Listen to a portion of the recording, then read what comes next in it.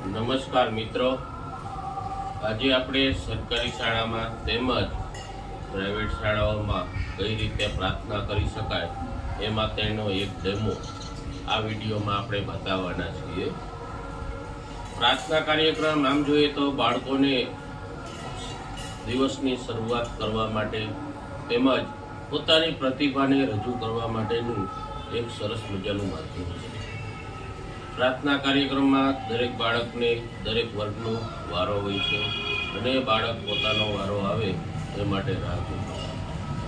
તો આ પ્રાર્થના સભામાં કઈ કઈ બાબતો વૈવિધ્યસભર રાખી શકાય એનું હું અમને અહીં એક સરસ મજાનો આ વિડીયામાં એક સરકારી શાળાની પ્રાર્થના કાર્યક્રમ રજૂ કરી દીધું. જે મારી શાળા છે, શાળા number 89B, doctor Jivraj Mehta પ્રાથમિક શાળા, શાળા number 89B, Rajkot, Morbi road, Rajkot. તો આ શાળાના બાળકો દ્વારા જે અમારે ધોરણ 1 થી 5 બે પાળીમાં ચાલે છે, તેમાં 1 થી 5 ધોરણના બાળકોનો પ્રાર્થના કાર્યક્રમ હું આપતા. મિત્રો, ડૉક્ટર જીવરાજ મહેતા પ્રાથમિક શાળા 89B, આજની તારીખ 21/7/2025 આજના અમારા પ્રાર્થના કાર્યક્રમમાં અમારી ટીમ દ્વારા સરસ મજાના કાર્યક્રમને અહીં આ વિડીયોમાં આપણા સમક્ષ રજૂ કરીશું. તો આ વિડીયો પૂરો જુઓ અને તમારી શાળામાં શું આવો પ્રાર્થના કાર્યક્રમ થાય છે તો અવશ્ય કોમેન્ટ કરો. તેમજ અમારા પ્રાર્થના કાર્યક્રમમાં કંઈ ઘટતું હોય તો પણ આપ જાણ કરી શકો છો. આપ આ વિડીયોમાં અમારી શાળામાં 1 થી 5 ધોરણની પ્રાર્થના સભા કાર્યક્રમ આપ ચોક્કસ નિહાળજો.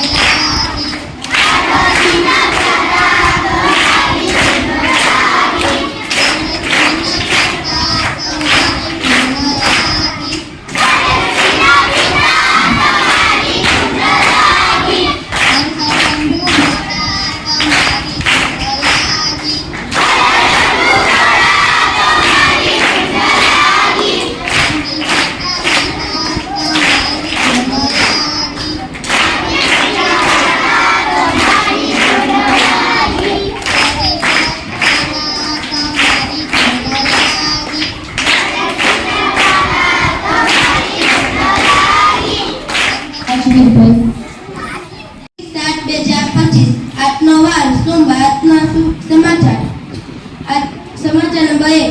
આજથી સંસદનું ચોમાસું સત્ર ઓપરેશન સિંદૂર, ફ્લાઇટ ક્રેશ, પહેલગામના હુમલા, મુદ્રે સત્ર તોફાની બનશે. સમાચાર નંબર 2. નવા ઇન્કમ ટેક્સ બિલ અંગે સમિતિનો રિપોર્ટ આજે રજૂ કરાશે. 64 વર્ષ જૂના ઇન્કમ ટેક્સ કાયદામાં ફેરફારની તૈયારી. સમાચાર નંબર 3. પ્રાથમિક માધ્યમિક વિભાગના પડતર પ્રશ્નો મુદ્દે 23મીએ શિક્ષણ વિભાગની બેઠક યોજાશે. સમાચાર નંબર 4. રશિયન રાષ્ટ્રપતિ પુટિન ડિસેમ્બરમાં શિખર સંમેલન માટે ભારત આવશે. સમાચાર નંબર 5. વૈજ્ઞાનિકોએ કેન્સર સામેની રસી બનાવી ઉંદરો પર સફળ થયો. ભારતની રાજધાની કઈ છે? કોલકાતામાં, લખનૌમાં, દિલ્હીમાં કે મુંબઈમાં?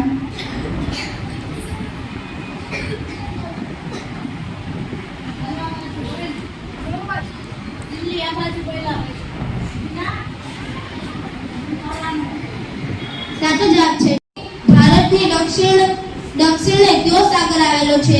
આરબ સાગર, સાગર, પ્રશંસા સાગર, બંગાળનો સાગર કે હિન્દી મહાસાગર?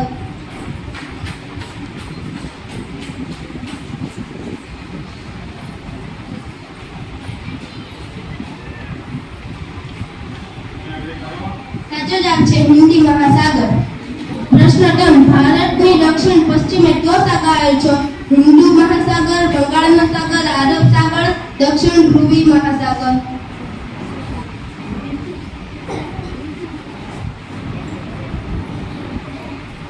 સાચો જવાબ છે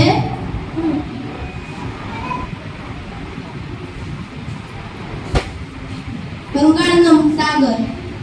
પ્રશ્ન નંબર 4 ભારતના કયા મહાદ્વીપનો દેશ છે? આફ્રિકા મહાદ્વીપ, એશિયા મહાદ્વીપ, ઓસ્ટ્રેલિયા મહાદ્વીપ, યુરોપ મહાદ્વીપ?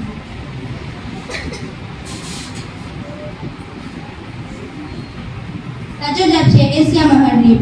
પ્રશ્ન નંબર 5 ભારતની પૂર્વ દિશાએ કઈ ખાડી આવેલી છે? કચ્છની ખાડી, ખંભાતની ખાડી, બંગાળની ખાડી, મુંબઈની ખાડી?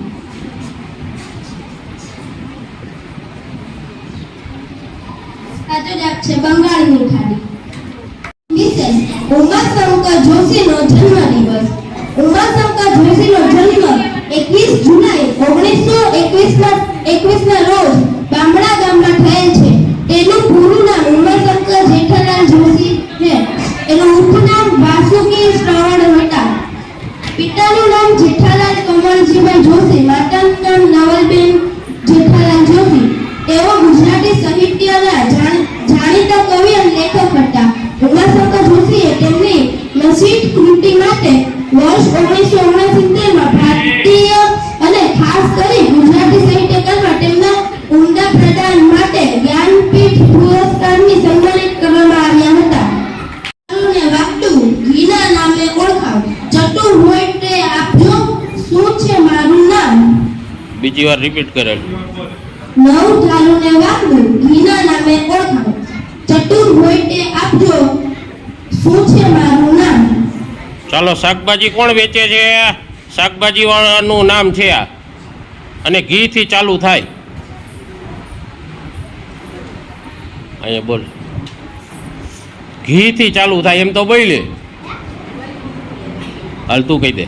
ઉત્તર ઘીસોડું. ગ્રેન્સી બેન નરસિંહબેન.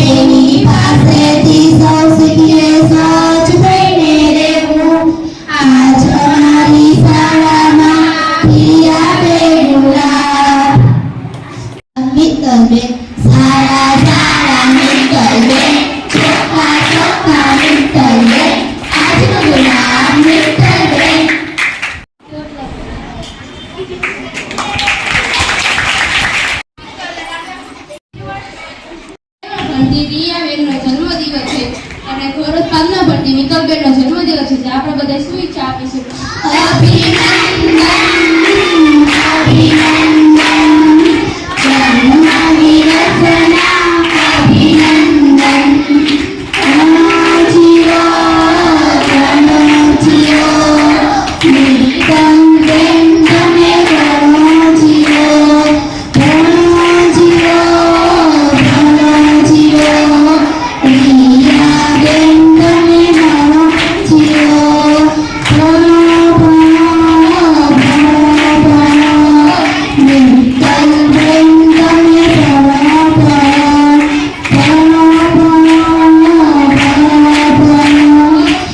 રિયાબેન તમે ભણાવવા અભિનંદન અભિનંદન જન્મદિવસના અભિનંદન જન્મદિવસના અભિનંદન.